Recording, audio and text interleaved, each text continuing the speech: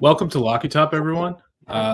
We have a special episode for you guys today. Jim Harbaugh leaves Michigan for the LA Chargers. We have the Michigan man here. He looks a little bit like the Texas and Australian Open man, but he wears a lot of hats. He looks like the Texas guy. Yeah, he looks like the Texas guy. He might have dumped his allegiance to Michigan. I just want to get his thoughts on Jim Harbaugh. Go ahead, Roman. Oh, thanks for having me one more time, once again. Yeah, this is exciting news for Michigan. We can finally have a good coach. Oh. Wow. No, listen. Let me tell you my favorite Jim Harbaugh story. And I'm obviously betting. I'm gambling. I really need Michigan. So they have this drive. They start, I want to say, on their own like 3 or 4 yard line, and then it's just like completion, second down, like 10-yard run, etc. And then like somewhere around, I think like actually like they probably had like maybe one run, but then it's like completion. So this quarterback takes the whole team like 90 yards to like 5 yards to the end zone. What does Jim Harbaugh do? He literally swaps them out for another second quarterback. I think it was like a couple years ago and had like two guys. Joe And Miller. guess what the drive ends in, right? Pick? Missed field goal. Oh, Missed field goal. No, missed field goal, right? So you have a guy who just gave you 90 plus yards on this drive, and your idea as a coach is to bench him when he is 5 yards away from a touchdown? It's Sean McVay. It's these types of coaches that I just cannot stand. I was never high on Jim Harbaugh, and I think, in my opinion, good riddance. Rome, the guy just took you to the promised land, man. He won a national championship, first one since 1997. So how many games has he coached? How many games of there has he coached? I don't know, Michigan man. Tell me. Like five games, right? Suspended for first 3 or 4. Suspended for another 3. Yeah, so coached 5 games. Yeah, I think it's probably a little easier to win, even when you're not there, when you've stolen all the signs. Yeah, exactly. Shout out Connor Stallions, right? Yeah, so Connor Stallions is the Italian stallion. No, look, I think this. I said that in the beginning. If he leaves, that to me is the easier like decision. Running and not really like reestablishing his legacy. But again, it's tough now with, I think, NIL. What type of recruiting can he really do with all the teams moving around? So I think we have to take into consideration the landscape. I'm glad that you brought up, potential, getting a better coach. There's been some Michigan natives has been talking about getting a former SEC coach up there to try to, continue the momentum. Which coach? That you guys built on. You know me, Andrew. You've been around the Tennessee program for a little bit of time, and there's a guy that used to coach at Tennessee. Now he's down at Arkansas State, and I just want to share a clip that's going around the Michigan airways here lately about a guy that's from Sagatuck, one Butch Jones. So, oh no, not Butch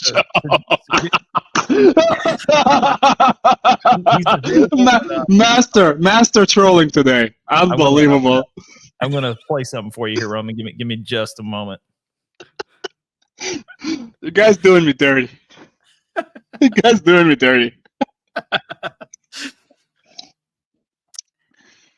mean, it looks like you already converted to a Texas man. So here we go, guys. I don't think you're going to have to pay an arm and a leg. I don't know why he's at Arkansas State, why he took that job. He was saving a couple of years after. Butch Jones is going to get fired at Arkansas State. He cried on the sidelines 2 weeks ago. They lost 73-0. Butch Jones is ass.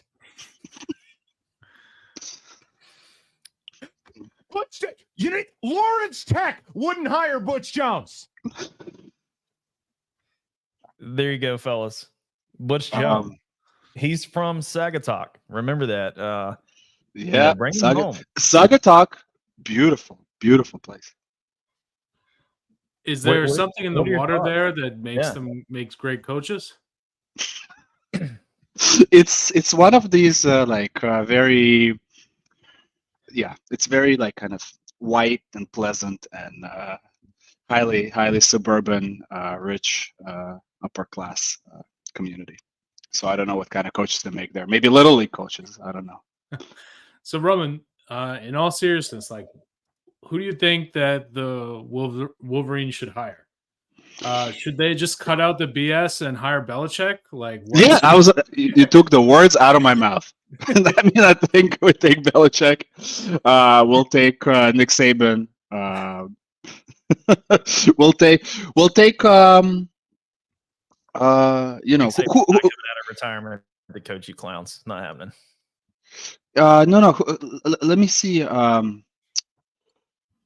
You know, who there was a very big name. Pete Carroll. I'm trying. No, not Pete Carroll.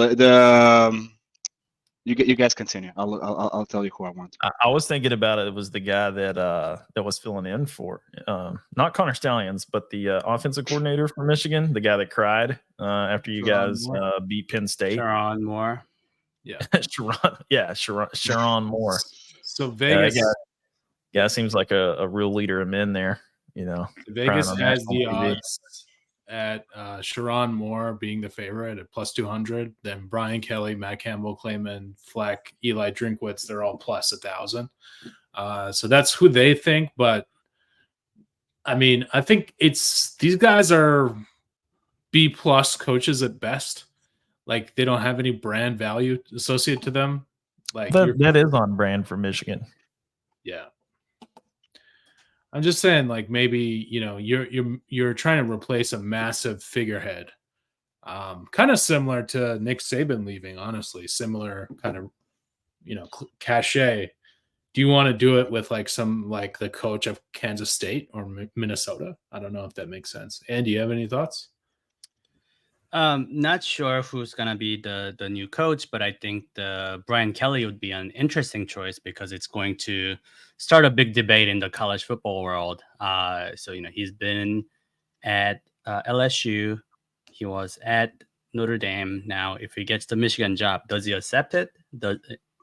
Does him accepting tell you that Michigan still, you know, is the blue blood? And it has that gravity, that power, you know, that will attract someone like Brian Kelly, getting paid comfortably, recruiting very well in the recruiting hotbed of Louisiana. They did pretty well. Just had a Heisman quarterback, so, you know, that must be helping a lot with the recruiting as well, right? LSU recently, obviously, had the glory days with in 2019, but, you know, not too far away from it. Only 5 years removed. The starting quarterback just had a Heisman season, so if I'm an offensive, you know, if I'm on the offense, if I'm a highly coveted recruit, you know, that's not a bad place to be. And now, if Brian Kelly goes to Michigan, you know, how does that open up in terms of the transfer portal, the recruits? So I think that would be interesting, and I just kind of want to see the chaos. Just for that reason, I want to see Brian Kelly at Michigan. Also, seeing that the rivalry they have with Notre Dame, that's gonna sort of kick it into the next gear, and all the angry Notre Dame fans sort of looking at, you know, watching the situation. I think that would be pretty interesting. That would get us talking. I'm sure a lot of the other guys out there talking, just for pure chaos. I want to see that happen. Yeah, I think it would be great, obviously, for him to be able to get back to Michigan to be with his actual family and not his made up one that he has down in Louisiana. But if Kelly goes back to Michigan, I mean, I think you're right. There will be obviously a cascading effect that happens throughout college football, especially the transfer portal turbulence that would come from that. I could see a lot of beneficiaries, even Tennessee. You know, we want to bring this back around to the Vols a little bit. I mean, we just got, you know, one of their offensive linemen in the transfer portal recently. So, I mean, I'm all about the chaos, like you, Andy.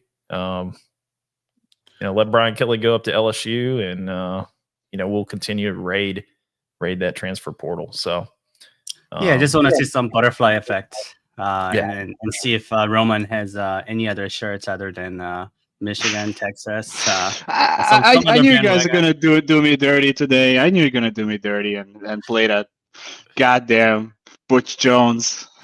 Oh, this? No. Horns up on it. Listen. Yeah, I'm in a very privileged position.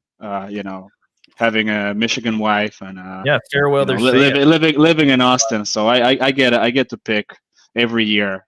Which team is gonna make me happy. I don't have to be unhappy every year. I can be happy one Roman, way or another. can I paint a picture for you? Can I put you in a hypothetical situation? Yes. You're a 4-star recruit.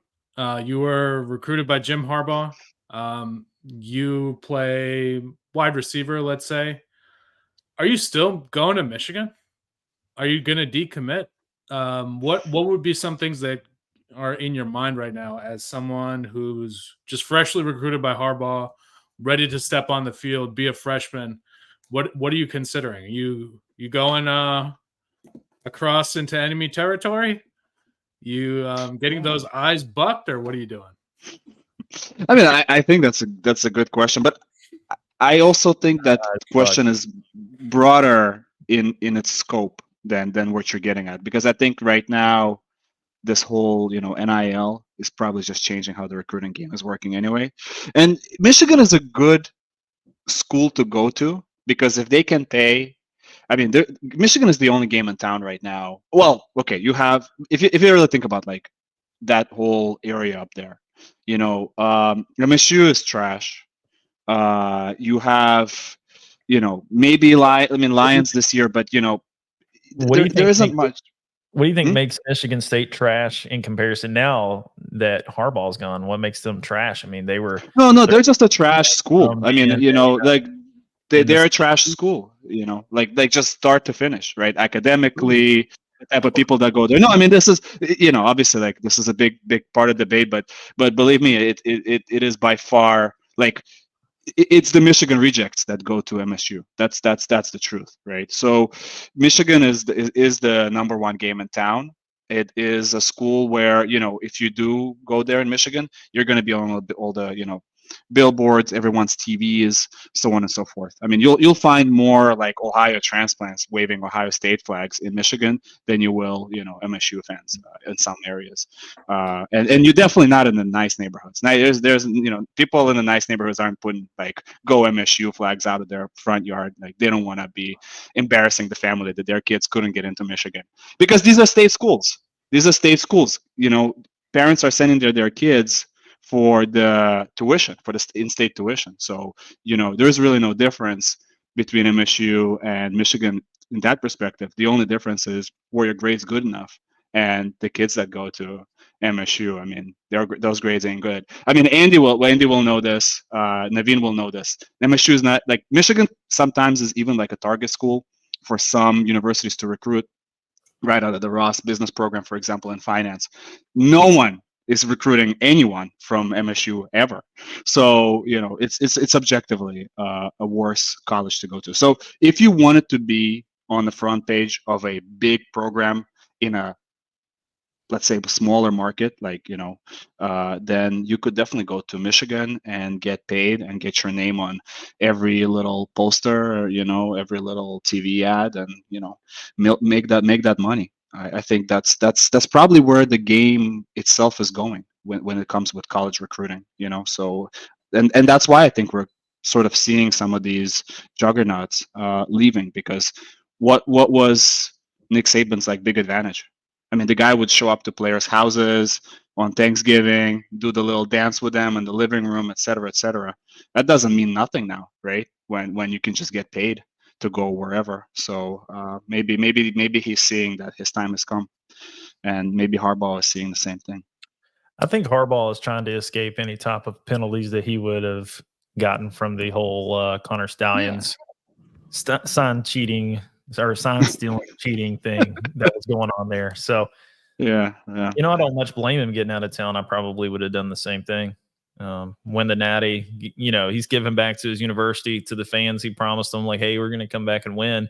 And when he left Like San LeBron. Francisco, And It's like like, LeBron is leaving after one chip. oh God, not. But you know what's interesting? Is he going to be good in the NFL? That's the thing that I think he's not, and I think that at the end of the day, long term, like this decision, he might get fired in 2 years, and then who knows where he goes after that. But I still maintain that he probably could have gotten a solid contract with Michigan and not have to worry about that stuff. I think now he's going to go to the NFL, get fired, like literally everybody, all the coaches get fired. I don't And know. he's not going to win anything. Not with the Chargers, for sure. Chargers aren't going to win anything for anyone. He And took Colin that's Kaepernick it. to the Super Bowl and lost to his brother.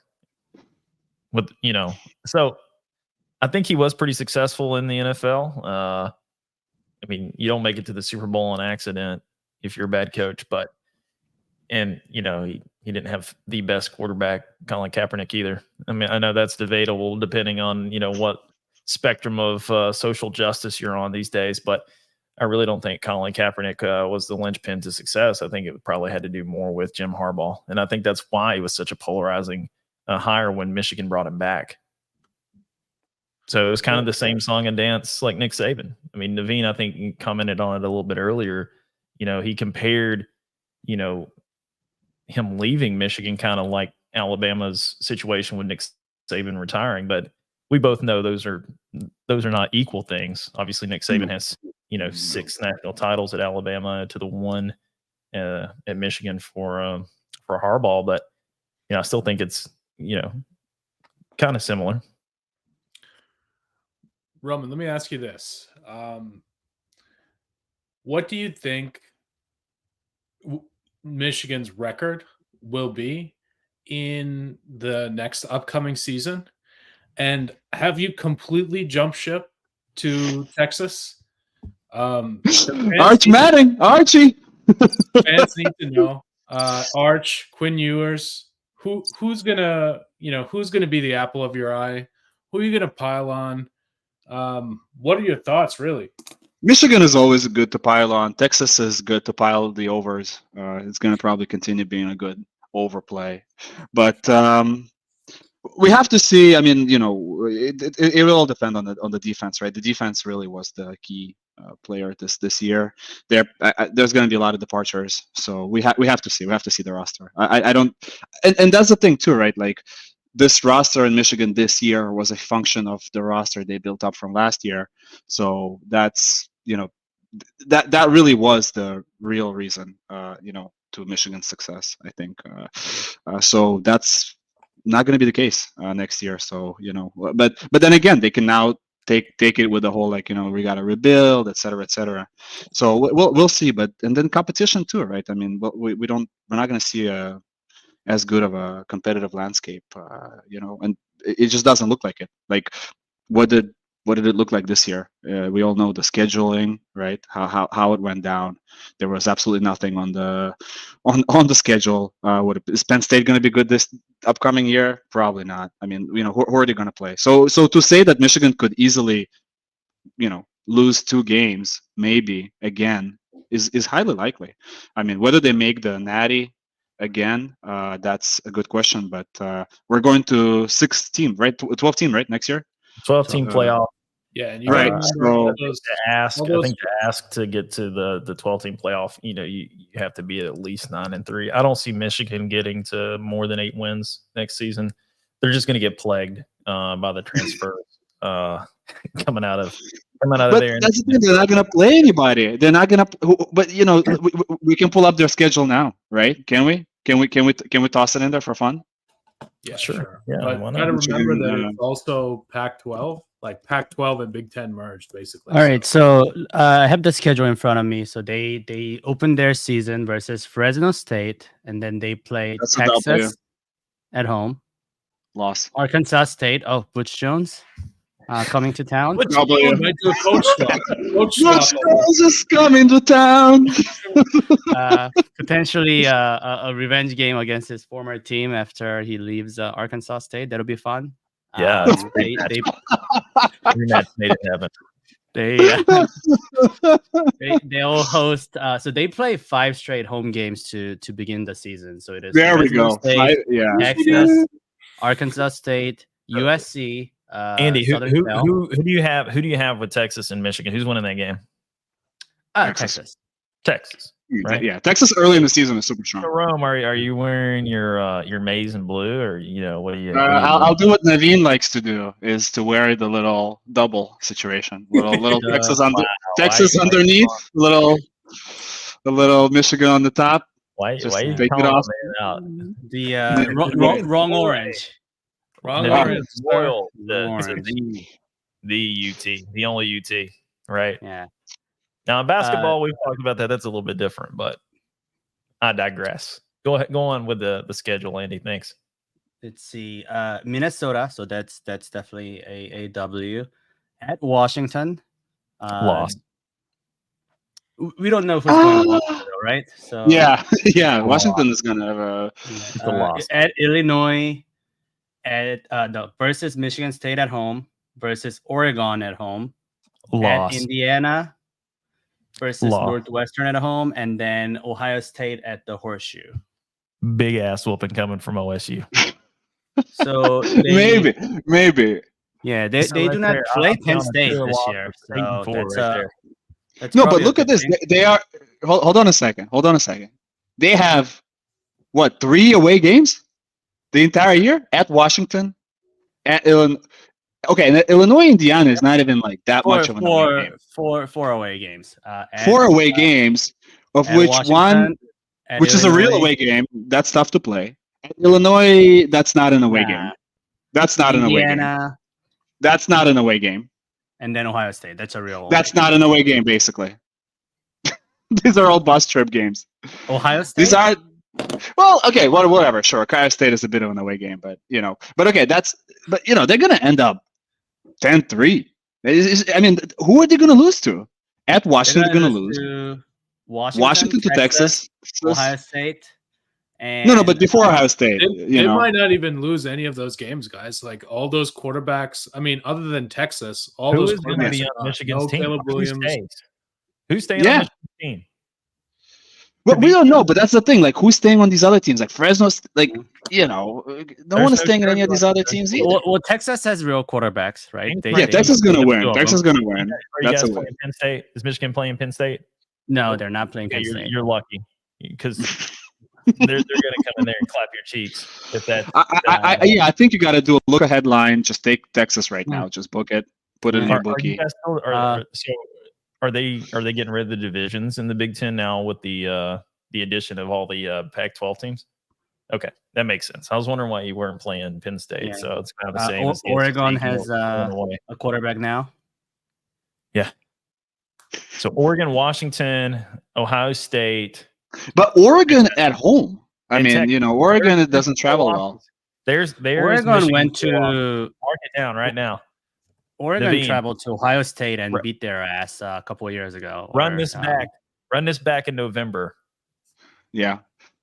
8-3. Well, no. What are you saying? They lose 4 8-4. games. 8-4. 8-4. Washington, Yeah. Oregon, Texas, and Ohio State. Loss. No. But so 4. Okay, 8-4. Yeah. I see. 8-4. Okay. Yeah. Still, I mean, that would be a good. That'd be a good season. Probably going to the toilet bowl somewhere. Oh Lord, we'll see. We'll see. I mean, yeah, I think this is another easy schedule. Yeah. 5 home games to start the season. That's a 4-1.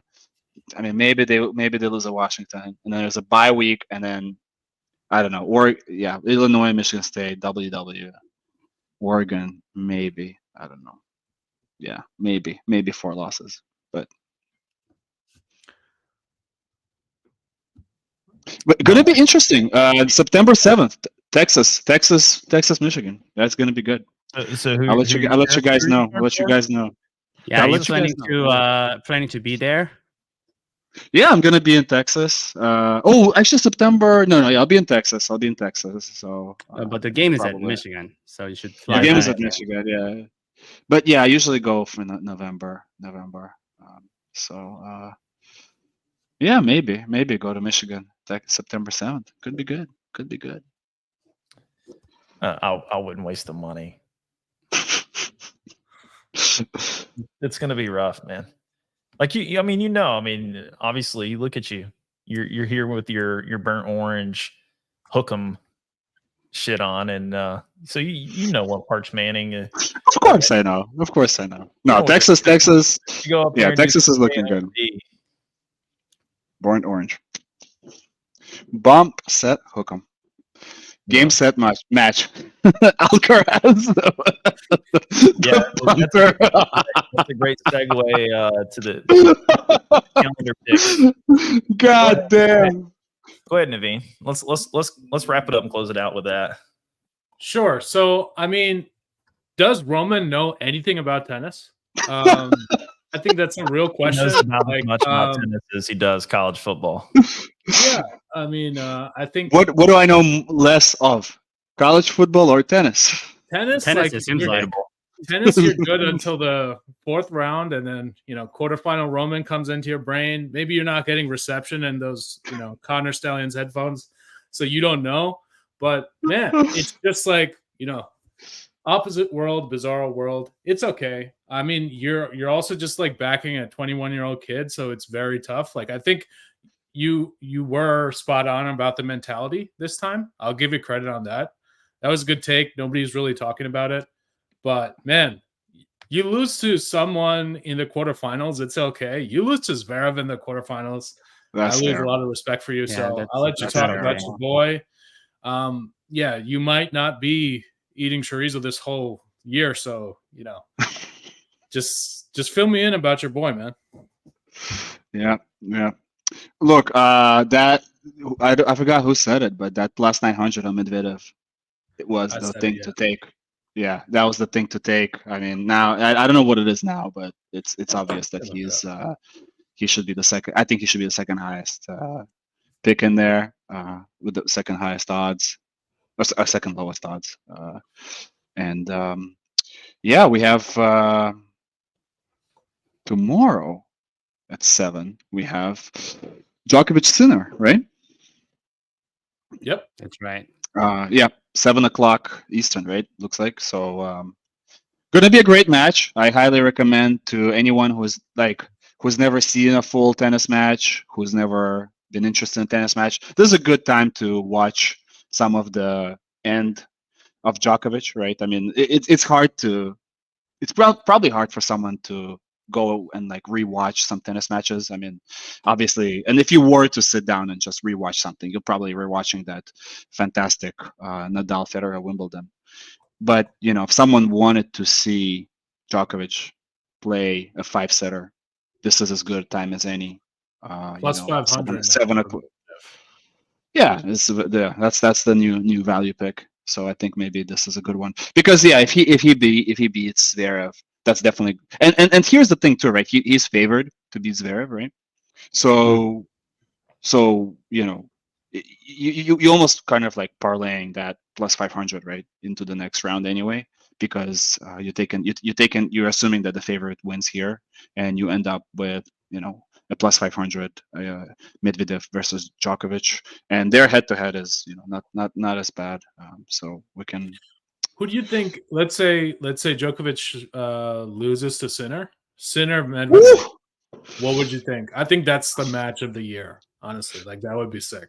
Possibly, but I'm definitely taking even more Medvedev at that point on experience alone. Sinner. I've watched a bit more Sinner. I've watched more highlights. From his last game. His footwork has improved greatly. He's doing a lot more on the ground, but experience in these situations is of utmost importance. So I think on experience, I'll take him. That rival, I don't know if you can call it a rivalry, but that head-to-head is sitting at 6-3 in favor of Medvedev. That being said, the last 3 has been Yannick Sinner winning, so he's on a 3-game winning streak. Previously, he was 0-6 versus Medvedev. Now 3-0 since, all in 2023, coming in the ATP finals in Vienna 500, and then Beijing also 500. So, yeah. Well, I think Sinner being the, surprise. Well, I wouldn't say like a surprise or a discovery of the year because he's been around, but to someone who is Could be a definitely breakthrough. could be a breakout year. Because in tennis is one of those sports where the difference between the top one seed, it's actually like college football rankings, right? It's like the number one seed and number 5 seed could be like a 48-0 game. So Yeah, similar in tennis to break into the top 5, that's a massive difference between the top 4 or 5 ranked player. If he right. gets there consistently and proves Yeah, that, I will then it's a say big celebration. to agree with you that Sinner has been very impressive. One of the things that we actually looked up prior to this pod is the ELO rating for the players, and right now Sinner is sitting at 2. Sort of, who have you played? Similar to college football, so he is somewhat battle proven. He has fairly okay record versus these remaining top seeds. Should be interesting. We'll talk more about that when we come back after the men's final concludes. It's likely going to be on Monday night. Yep. Cool. So that's all for us. Hold on real quick, Naveen. I know we brought Rome on here. I don't want him to be sad because it's over. I want him to remember the good times at Michigan and be happy that it happened. Not that it's over. So I appreciate you coming on tonight, Rome. It couldn't last forever. He's gone to the NFL, and Not now for he long. can be a full-blown Texas fan. Not for long. Not for long.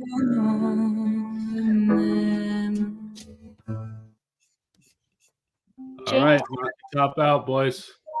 All right, fellas. See you Saturday. Later.